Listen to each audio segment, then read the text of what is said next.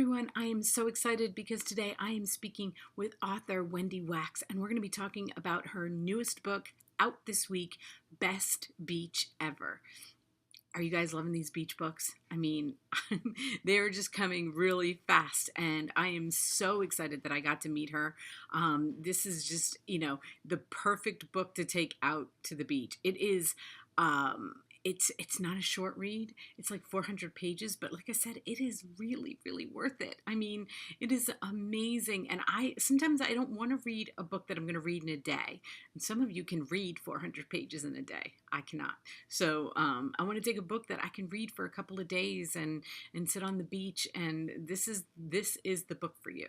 So everyone, here is Wendy.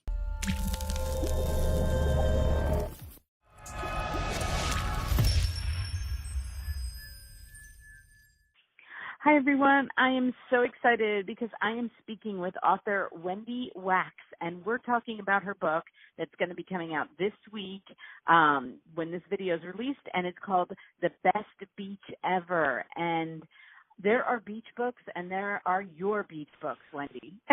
Oh, thank you. Thank you. I have been reading a lot of beach books, and I love this one. And this is book 6 in the series, which is it is incredible to believe. I mean, because I only read this one, and really when the numbers start to go up like that, I feel like I'm lost.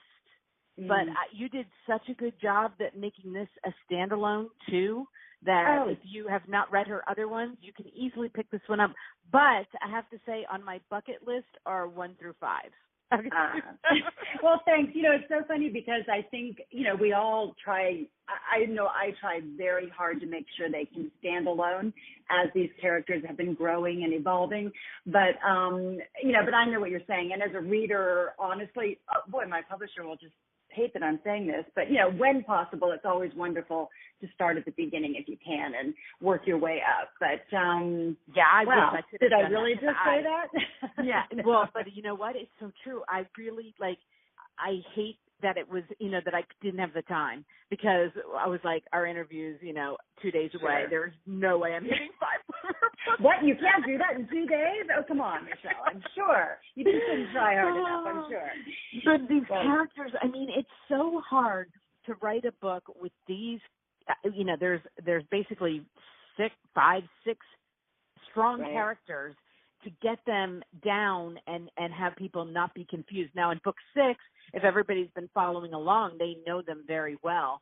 But for one book, I was like, wow, she did such a good job, because I tell you what, I have put away books that have had too many characters that I'm like, I just can't. Like, my brain is just right. Listen, when you're reading a beach read, you want there to be depth and emotion and all of those things. I also, write with a lot of humor, but, you want to enjoy yourself. You're not looking to have to say, oh gosh, who was that, or what happened there, or any of those things. I totally understand that. And it's funny because really, I'm sure you have a lot of authors say this to you, but I did not actually start out to write a series. I wrote a novel called Penn Beach Road, which, I had to write. It was right around the time that Bernie Madoff, perpetuated his Ponzi scheme, and I couldn't stop thinking about it, couldn't stop reading about it. And, writers, we do this what if. Oh my God, what if that happened to me? What if my husband lost everything and never told me and I didn't know it, and then I found out, and it was all left up to me. And, the characters started presenting themselves. That I'm a really character-driven author. That's what always comes to me first. And, so that book actually became 3 strangers who wake up one day and discover they've lost everything in a Ponzi scheme. And when the dust settles, all they have left is shared ownership of this dilapidated beachfront mansion. And, they think they at least will have something they can sell, something, left. And when they go to see it, they discover that it's this really cool 1920s Mediterranean revival style home, but it's in such horrible shape that, they can't sell it, and they spend this long sweat-soaked summer trying to bring it back to life. And in the process, they bond and become friends, and that's where it all began. And I really thought when I finished that I had wrapped things up. I mean, I don't like to dot every I. I think it needs to be like real life. But they really had been rebuilding their lives as they were rebuilding this home, and I just thought I was done. And then I don't know, I was already halfway through another book, and they just were still there. They had become very real for me. I was hearing from readers who just really related to these characters in particular and wanted to know what had happened next. And then there I found myself thinking, well, I don't know. I wonder what did happen next. And I actually set half a book aside, which, any writer will tell you is a somewhat painful thing to do, and decided to move forward with this. And it's been a real treat to actually get to write characters that you then come to know so well. So it's been a very different experience that I really enjoyed. Oh, I love series. And I think all your fans, as you were writing them, they were probably, well, what about this? And then what about this character? And then what about this character? But it seems to me, and you can then correct me because of not reading them all, I feel like you brought them all together. I don't know, you didn't separate any character out in those other series, did you? No, it has been an ensemble story from the beginning. And in fact, I've joked a few times because, as you said, in this case, there are 6 female characters whose stories are being interwoven and whose friendship is very central. And, they have been growing and evolving over time, which to me is the biggest thing. If you're going to continue to write characters, I think there still has to be room for them to grow and become more, because to me, that's what draws me into a story. So it's been really interesting. In fact, I have several mother-daughter relationships. Avery Lawford, who I don't want to give too much away, but who's in this story, an earlier book, her mother who had abandoned her and her father when she was a teenager actually comes back trying to make amends. I have also Madeline Singer and her daughter Kyra, who have been in these stories from the very beginning. There's also, in this book, Nicole Grant, who starts out in quite a different situation in the beginning, is now actually a mother of twins at the age of 47, which is something she never expected to happen. In fact, in the beginning, in Penn Beach Road, she was actually a dating guru and A-list matchmaker with offices on both coasts, and kind of living, had pulled herself out of poverty, was sort of living the life. And then the person who, commits this Ponzi scheme it turns out to be her younger brother, who, she practically raised. That was an incredible betrayal. So her story now, she has twin, baby girls. So lots of women being moved around and juggled here, lots of those relationships and what they mean. I find myself, it's really funny, and not just in the Penn Beach Road novels, but the others I've written, I am just drawn repeatedly to writing journeys of self-discovery and the bonds of friendship that get us through the really tough times. I think that, when we're going along and everything's all right, we're all fine. But when things fall apart around us, I think if we're really fortunate, we have at least one or 2 good female friends that will be there for us and with us. And I don't know, a day may come when I'm done with this topic, but for now, it really infuses everything for me. I'm always exploring friendship and what it means and why it's there and all of those things. So that's always going to be a part of my stories, I think. Well, I'm on your website and everybody's looking at this book cover. And I love that your website has, I'm looking at all of these beautiful book covers for these books. I think my publisher's done a great job, I think, with them. I really do. They're, I think they understand, who the characters are. And I think, they know what we want to, I know what I gravitate, to in stores and all. So thank you. I'm glad they hit you that way too. Yeah, and especially so this one, the one that everybody's looking at, I just love the teal background of this, and then the different color, houses along the cottages, I guess you would call them, on the front. I thought it was so, when I saw the cover, I was like, oh my gosh, that is just absolutely, the colors just grab at you as a beach book, you're like, yes, I want to. Yes. Well, that's so great. I'm glad. Yeah. And so we were talking about, Nikki, who has the 2 twin daughters at age 47. So I just want to read this to everybody because it's the opening paragraph, and I love a great opening paragraph. I am a sucker for one every single time. And I think it just started this book off so well. And it's a little bit long. It's like 3 or 4 sentences. But so Nicole Grant Giraldi stood in front of a far too full-length mirror that hung on a wall of the too small cottage where she, her husband, special agent Joe Giraldi, and their twin daughters currently lived. It exposed 2 primary reasons women were not designed to give birth at 47. Lack of elasticity and surplus gravity. She closed one eye and shifted slightly, but the expanse of flesh did not become easier to contemplate. And, I told you I've had 6 children. You had me at hello because I was exactly. That's so funny. Well, I know, and I wasn't that old when I had my children, not 47, but I was an older mother, and it is a different experience. Although motherhood is motherhood, but I was sort of shocked at how my body changed, and apparently it just doesn't go all the way back. That's been my experience.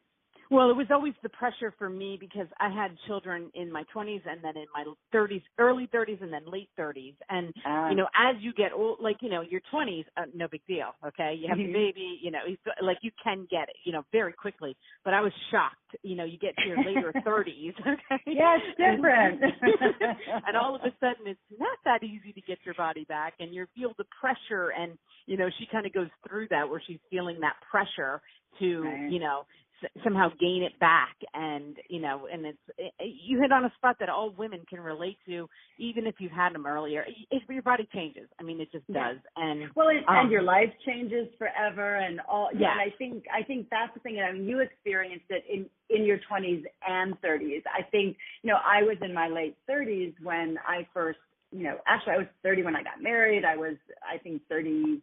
Boy, I don't really know how old I am. So anyway, I was in my later 30s when I had children, and I kept saying, oh yeah, no, yes, I know my life will be different, and yes, I understand, and all of that, but it isn't really until you do it that that you really understand what it is, and how radically different your life becomes.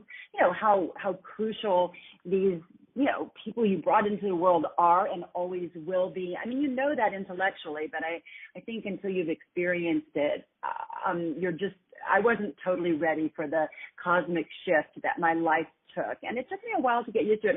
And I think writing Nikki and her journey allowed me to just kind of share some of that, which I really enjoyed.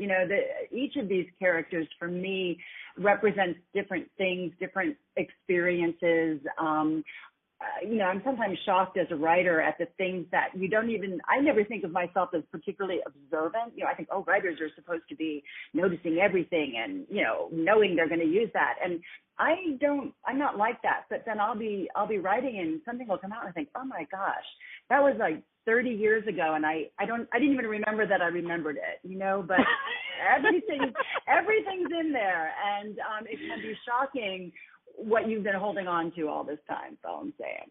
Yeah. And I think it's going to hit a lot of women because I think women are having babies later in life. Mm-hmm. So I do think, that's just what's happening because of other things, and we're living longer and it doesn't seem that late. And, so I kind of loved reading her journey because at the time I thought having a baby in your late 30s was late. Right.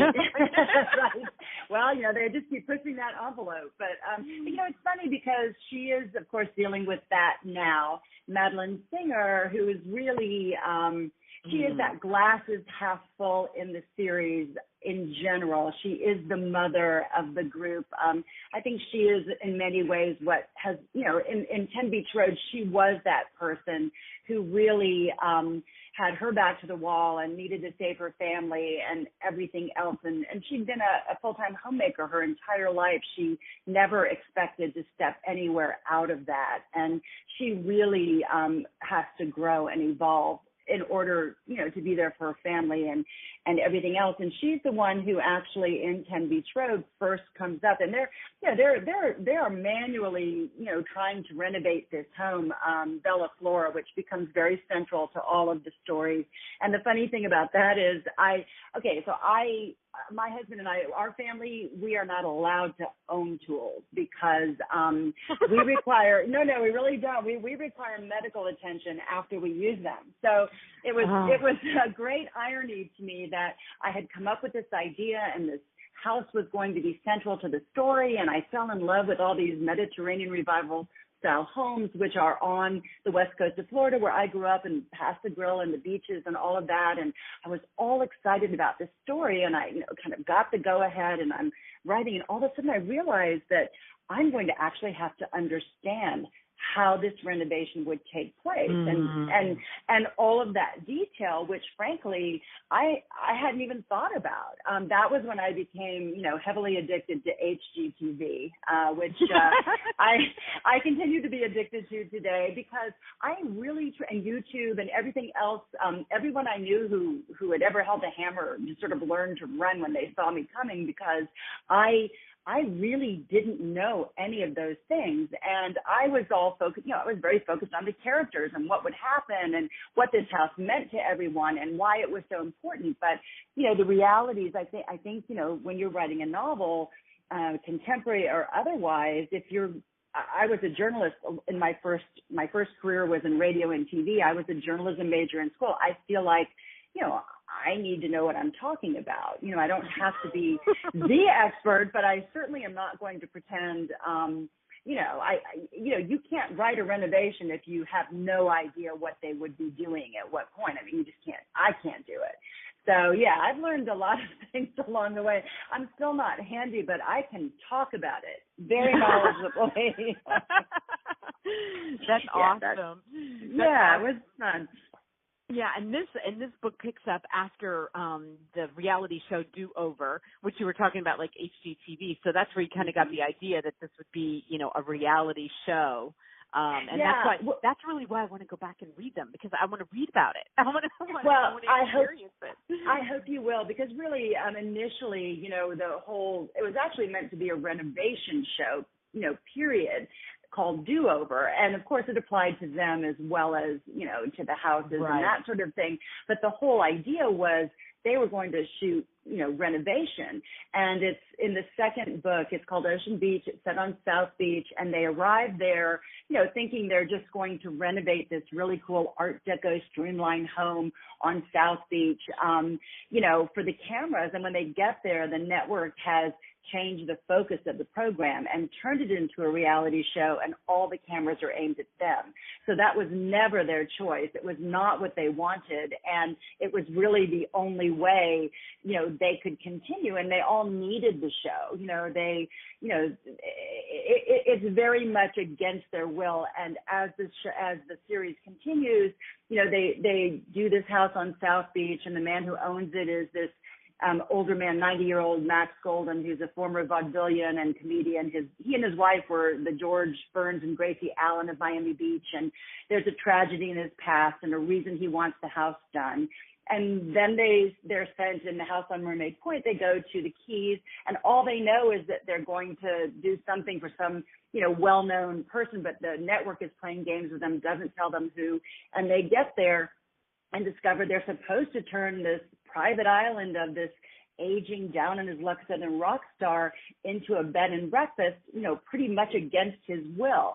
So in each story, there is a renovation, and their stories and development, and the stories of the people who are tied to those homes are also involved. So there are a lot of characters. And I have to tell you, after the first, I think 3 it was, I thought, I keep saying to my critique partners, okay, the next book is having one person in it. Only one person, one point of view. Like, I just, it does become, large to handle. Yeah. And, and I keep saying I'm going to do that, but that hasn't happened yet. In fact, the book I'm working on right now, I was only writing two former best friends.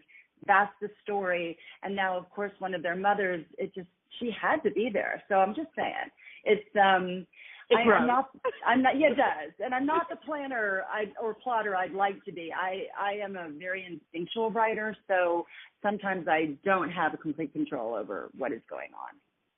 Well, you've written a lot of books. So I think that is, you can trust that. Okay. Well, that is so funny because I know every time, and you talk to a lot of writers, and I don't know how many of them admit how, midway through or sometimes even all along the way, we often are doubting, oh my gosh, how am I pulling this together? Like, how is this all going to work out?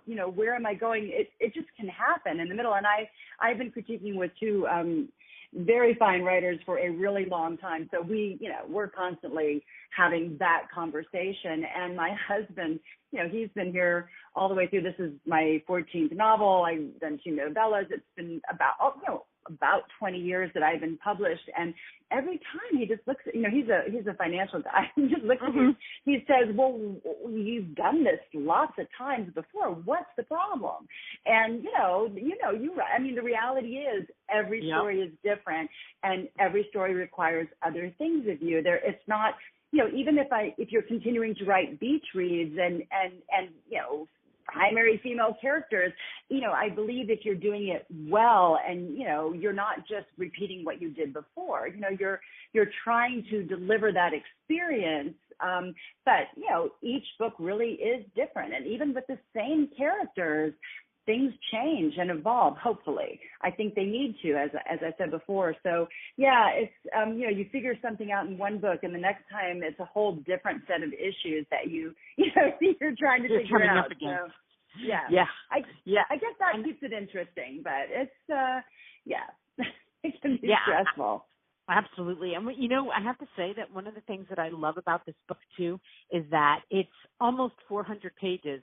Now, most people would say, oh, I don't want to read 400. It's going to take me. But for readers like us, which I'm sure your readers are like me, okay, if we're going to go to the beach for a week or even 4 or 5 days, I don't want to carry 5 books with me. Okay. That's so right. I can imagine just sitting there and reading this book a little bit every day, enjoying each story and each character. And, so I know a lot of authors shy away from it, but, I like it. I thought it was awesome.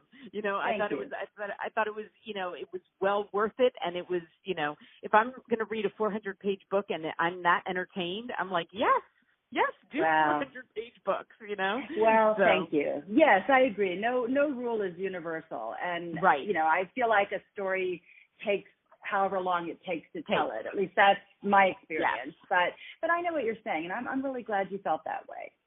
Yeah, well, there's every rule needs to be broken, but there are a lot of publishers out there who are all, just saying 300, 325, something like that. Oh, really? But, yeah, that's what they consider for a beach book, and it's you know what? I was really happy about this because we, and I'm sure your fans are a part of them. Is readers are readers. We like to dive into a book. That's I want to dive into a book that's going to take me longer than a day or two to read. I want to. Well, right. Well, and it's funny. I mean, and credit has to be given to my publisher. I have never ever been. Listen, it's not like you don't revise and spend time and try to make everything as polished as it can be. But I have never ever been told that it should be a certain number of pages or I have to cut awesome. because it has to be this many pages. I think they fully grasp that. And I think that's the thing. I mean, and not to say I'm so wonderful. I'm just saying, but I think if you're doing it right, it isn't Exactly. about that at all. And also, to be fair, when you have this many characters whose stories are interwoven, and you want to leave them at least in a satisfying way, that takes pages to do that. It's just not easily wrapped up. You can't rush it. Yeah, and that's what I loved about it. Like I said, I just want everybody to know every page of this is worth it. I mean, this story is incredible, and you will love it. And but is there a book 7? Well, you know what? This is I don't know the answer to that. Right now I'm working on something unrelated. It's a standalone, a new story that I've been wanting to write, and so I'm taking a break from Penn Beach Road, but I have certainly learned to never say never. I have tried to wrap things up in a satisfying way, but there is definitely room to come back. So I learned that the first time when I didn't know I ever wanted to come back, and it was painfully difficult to find a way, to continue. So that is one lesson I have actually learned, which is, when you're this attached to characters, you want to at least know you can come back and revisit. And I wouldn't be surprised if I did. But right now I'm working on something different. Well, I'm sure after reading this one, your fans will, convince you. Too funny. Well, listen, I'm never ignoring what readers have to say. That's sure. Right. That's right. And, I will have all of Wendy's links listed underneath here, and especially the Amazon link that will go directly to this book, so you can just buy it. And, Great. And then please go on her website, because you have an amazing website, and they can see all your books on one page, and they can click on them. And I love a great website. I'm still a website promoter. Like, I love great websites. Well, thank you. I hope my web person is listening right now. But there is, and she's phenomenal. But there is a Penn Beach Road section out of on the homepage where you can see them in order and read the descriptions and reviews and excerpts and all of that. So I hope people will take the time to do that. Yeah, I really think it's important for authors, especially when you have as many books as you do. I really think it's important to keep the websites up, because as readers, we love going there. And I don't know, some people think it's like, because of all the social media stuff that people don't go on them. But I'm one of those people, so I do go on the website. Good. So I'm glad to hear that. And listen, I'm all writers were first and still are voracious readers. So I know exactly what you're saying. And it's funny, when we were talking about series, I love them as a reader also, but I don't know why, it never occurred to me, to say, I'm going to write a series. I just never had thought about it until this just sort of accidentally led into that. But I feel the same way. I'm someone who, I used to say when my kids were younger, if I can actually read a whole book a day. It doesn't matter how many pages it is if I'm left alone to do that. That doesn't happen. Right. Left alone. That's right. That would be the key phrase. But I can inhale them fairly quickly. There's nothing better, is there, than finding a book you really love or a new author you haven't really read yet, and look at all they've written. How exciting is that? So it's absolutely. I am so happy that I found you, and I mean that in a serious way, because because of all the books you've written, and I'm like, they're on my list, because I'm like, when I don't have to, when I can read for pure pleasure on vacation, I'm gonna dive into these other books, because I want to read about the reality show, and I want to dig into these characters a little bit more. So that is the beauty of this one too, is that people will want to go back. So it's a standalone, but people are going to want to know. Thank you. I'm really glad to hear that. Getting feedback is really important. We all sit by ourselves and go on these adventures, and you don't really know until they're finished how people react. So I'm really glad you felt that way. Well, thank you so much. I'm so happy I found this book. It was such a blessing, and I can't wait to read. Whenever your next one comes out, you know where to find me, and I will read it for you, and we can talk again, and I would love to do that. Okay. Thank you. Thanks so much for having me. Yeah, have a great day. Bye-bye. You too. Bye.